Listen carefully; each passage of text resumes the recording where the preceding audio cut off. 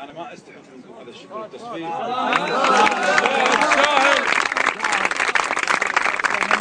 بغير قصد بالإساءة إلى بعض الموجودين اليوم. يعني أنا أقول الفضل يرجع لله سبحانه وتعالى ولشخص الدكتور وليد الطبطبائي. هو اللي أخذ بإيدي في أول ما تعرضت لي يعني هزة فكرية داخلي، عرفت أن أنا ماشي بطريق مظلم جدا. وما ابي اقول مثل بعض يعني ثم اللي قال انا حلمت بالليل يعني فلان وقال لي لا، انا تعرضت الى هزه فكريه. يعني لما طلعت من القناه لاسباب اخرى من الاعلام بدات افكر، بدات اعيد النظر في امور كثيره. انطلقت من ركيزه واحده، يعني ان ما خليت لي احد يعني، وكنت اداه بايد لا ترحم. انا اكلمكم وانا اقول لكم اياها وانا واثق من نفسي، ما اخاف من احد الا من الله. مو لان انا عندي القدره على تطبيق ما يقولونه. انا اكتشفت ان الناس عندها سقف عالي جدا من الوقاحه في التعامل مع البشر. يعني ما عنده مشكله وتشوفون الاعلام يعني يمكن يعني انا اقولها وقلت لكم والله ما ودي احكي، لكن انا غلطت بحق ناس كثيرين. انا اعتذرت سوا من العم احمد عزيز السعدون، اعتذرت من الكل وعلى راس يمكن وليد الطبطبائي في البدايه بمساعد، وقلت لكم هو السبب. مع الايام راح ابين ليش هو السبب اللي يعني اخذ بيدي. ما توقعت انا صار لي معاكم يعني بقلمي او بتغريداتي يمكن شهرين، والله شككوا حتى احد رموز معمم راح حق سعى الى التفريق بيني وبين زوجتي. حسبي الله عليك. حسبي الله. انا اقولها، قلت لكم انا ما اخاف من احد. قالها بحجه اني انا تسننت، وسمع رد جيد، يعني سمع رد كان على قدر مسؤوليه من الاهل، من جماعتي وربعي. يعني بس لاني خالفته بالراي اخرجني من المله. اليوم قنواتهم تهاجمني، مواقعهم تهاجمني، عندهم ربعهم بتويتر اللي انا اعرفهم شلون قاعد يطقون، مع اني انا انتقدت المعارضه سنتين ولا احد من كوادر المعارضه تعرض لي بشيء. تخيل.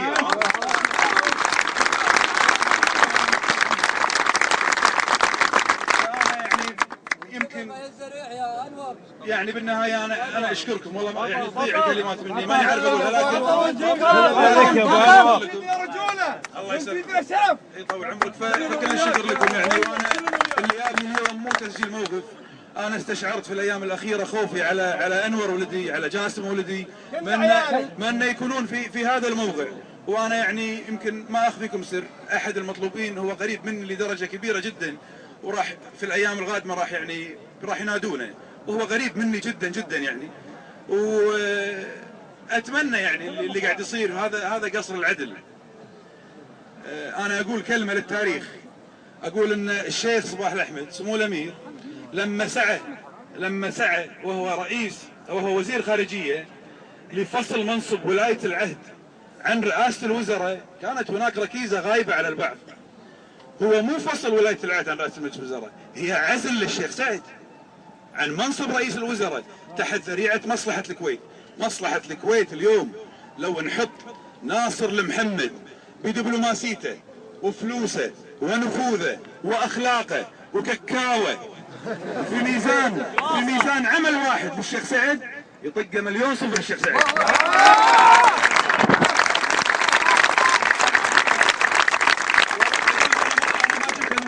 الجرائد الخمسة كتبت بعد فصل ولاية العهد عن رئاسة مجلس الوزراء هي بمثابة عزل للشيخ سعد لمصلحة الكويت في مرحلة سياسية تطلبت فصل هذا المنصب، وهو عزل الشيخ سعد. والله أن الشيخ سعد والله يعني لا يمكن أن نتخيل شخص آخر قريب للكويتيين بإحساسه ومشاعره. أسد التحرير. الكويت تستدعي اليوم استبعاد ناصر المحمد. استبعد ناصر المحمد، الكويت أهم.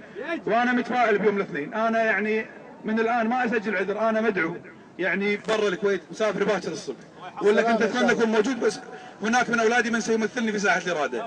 أنا متفائل باكر أن العدد راح يطوف ال50 وال60 ألف، وأعتقد أن يوم الثلاثاء هو يوم فاصل في تاريخ الكويت. وأشكركم مرة أخرى يعني على تغيب. يكفي ضميرك يا بلوى ريانا، يكفي والله. سياسية بلوى. سياسية ما شايدة.